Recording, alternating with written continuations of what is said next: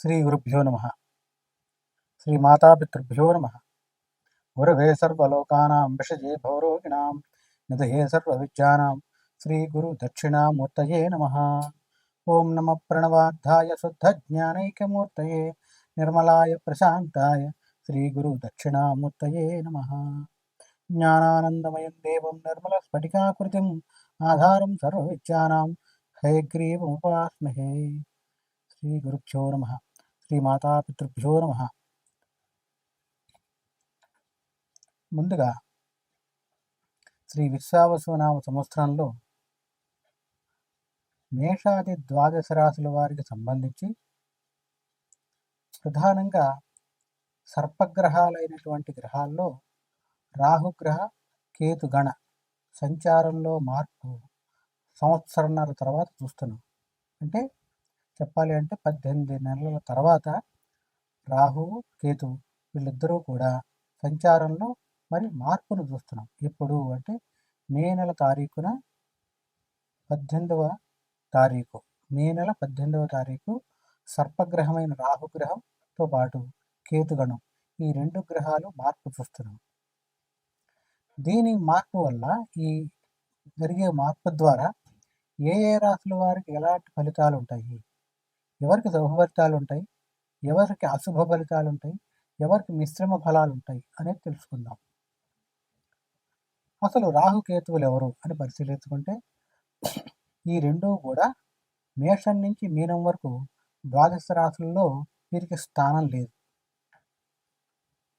ఏ రాశిలో ఉంటే ఆ రాశి నుంచి ఇచ్చే ఫలితంతో పాటుగా వీటికి కొన్ని గ్రహాలతో మిత్రత్వం, కొన్ని గ్రహాలతో శత్రుత్వం కూడా ఉంది. ఆ రకంగా సర్పగ్రహాలైనటువంటి ఈ రెండూ కూడా జీవుణ్ణి లేదా జాతకుణ్ణి బాధ పెడుతూ ఉంటాయి.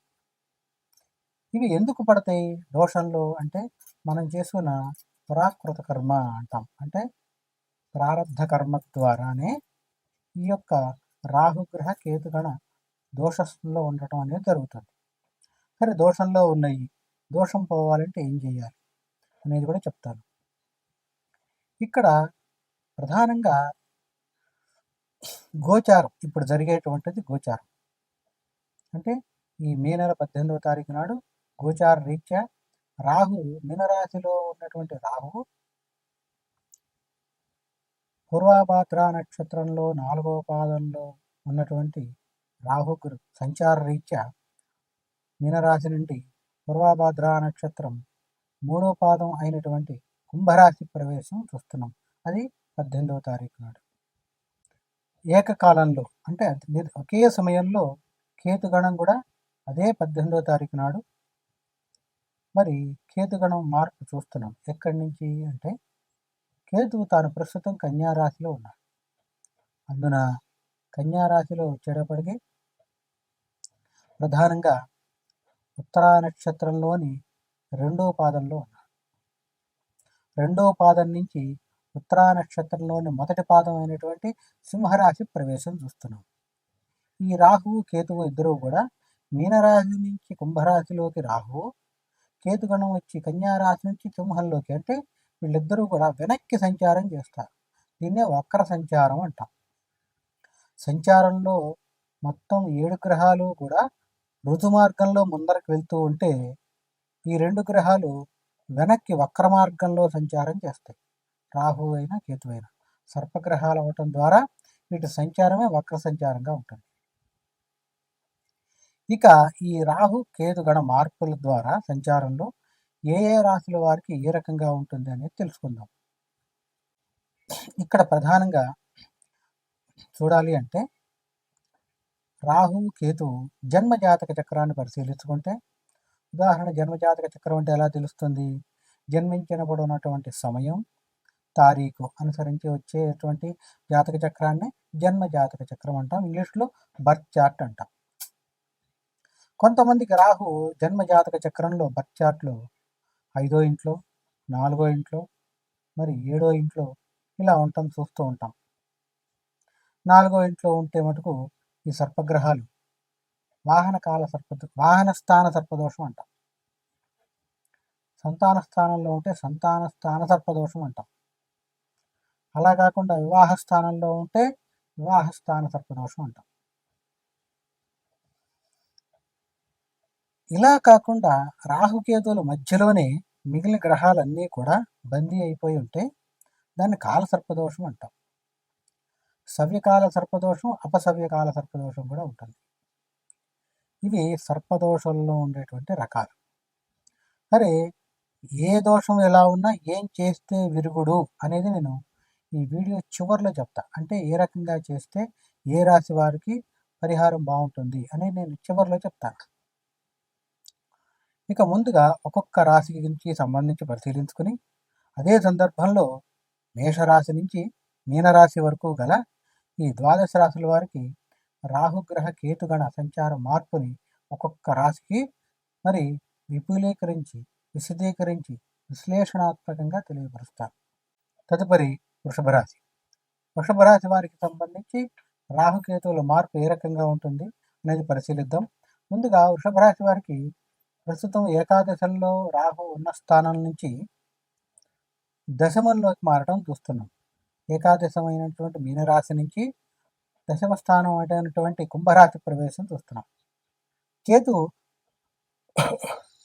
సంచార రీత్యా ఈ యొక్క వృషభ రాశి వారికి పంచమంలో నుంచి కన్యారాశి నుంచి చతుర్థ స్థానం అయినటువంటి సింహరాశి ప్రవేశం అర్ధాష్టమంలోకి మారడాన్ని చూస్తున్నాం. ఈ రకంగా వృషభ రాశి వారికి రాహు కేతువుల నుంచి దాదాపుగా చెప్పాలంటే కొంత ఇబ్బందికరమైన పరిస్థితే కనబడుతుంది. అంటే సంచారంలో సర్పగ్రహాల బలం దాదాపుగా లేదని చెప్తాం. ఇక్కడ వృషభ రాశి వారికి సంబంధించి పరిశీలిస్తే కనుక ప్రధానంగా వీళ్ళకి వచ్చేటువంటి ఇబ్బంది ఏంటంటే వృత్తిపరంగా ఆటంకాలు వస్తాయి. చేస్తున్న వృత్తిలో ఒక్కొక్కసారి ఆటంకం అంటే స్పీడ్ బ్రేకర్స్ లేదా ప్రతిబంధకం అంటాం. ప్రతిబంధకాలు వచ్చేటువంటి అవకాశం ఉంది. అదే సందర్భంలో వాహన ప్రయాణంలో జాగ్రత్తగా ఉండాలి వృషభ రాశి వారు. మరీ ముఖ్యంగా వాహన ప్రయాణం అంటే రోజు వెళ్ళేటువంటి నిత్యం వెళ్ళేటువంటి కార్యాలయానికి సంబంధించి కాదు, ఏదైనా ఒక దూర ప్రయాణం పెట్టుకుంటే కనుక ఖచ్చితంగా జాగ్రత్త పడి రాహుకాల ప్రయాణాన్ని చూసుకుని ప్రయాణం ప్రారంభించుకోవడం మంచిది. లేని సందర్భంలో ప్రయాణంలోనే ఉంటే కనుక రాహుకాల ప్రయాణాన్ని వాయిదా వేసుకోవడం మంచిది. ఇది దీనివల్ల ద్వారా వాహన ప్రయాణాన్ని నిరోధించుకోవచ్చు. అంటే మనకు వచ్చేటువంటి ఇబ్బంది నుంచి ముందు జాగ్రత్త తీసుకోవచ్చు. ఇది చాలా వృషభ రాశి వారికి అయితే అవసరం.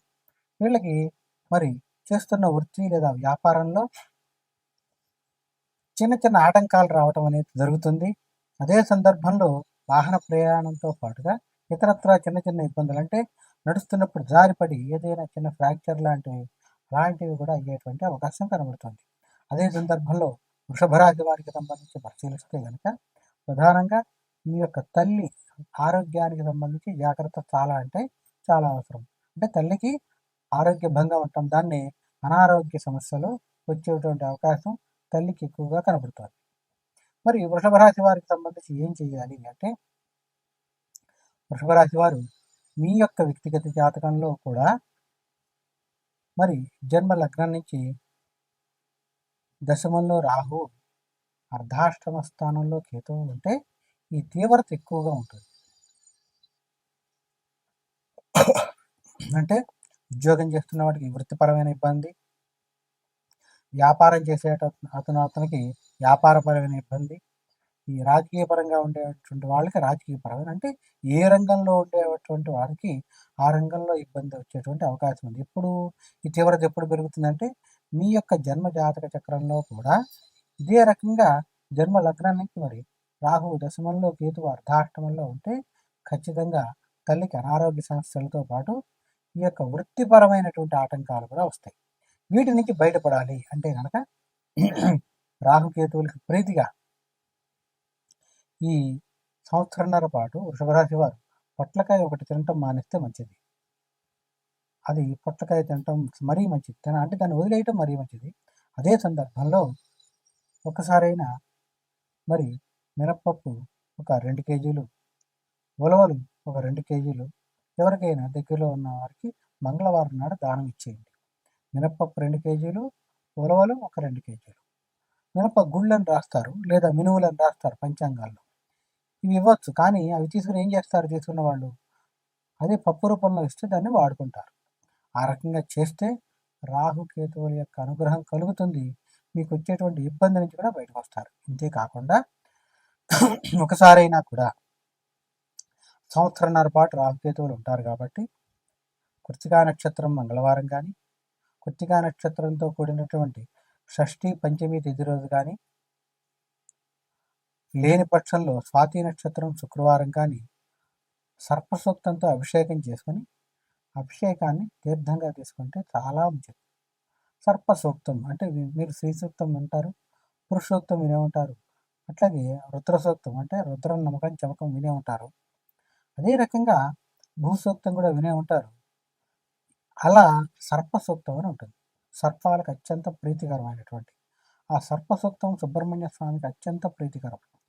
దాంతో అభిషేకం చేసి దాన్ని తీర్థంగా తీసుకుంటే కనుక, అభిషేకం చేయాలంటే మళ్ళీ సందేహం ఎవరికి చేయాలి? ఈశ్వరుడికి చేయొచ్చు, లేని పక్షంలో 5 తలలు ఉన్నటువంటి సుబ్రహ్మణ్య స్వామికైనా చేసి తీర్థంగా తీసుకుంటే ఈ యొక్క సర్పదోషం అనేది, నా సంచారంలో ఉన్నటువంటి సర్పదోషం పోతుంది. ఎలాంటి అనారోగ్య సమస్య రాదు. అదే సందర్భంలో వాహన ప్రమాదాల నుంచి కూడా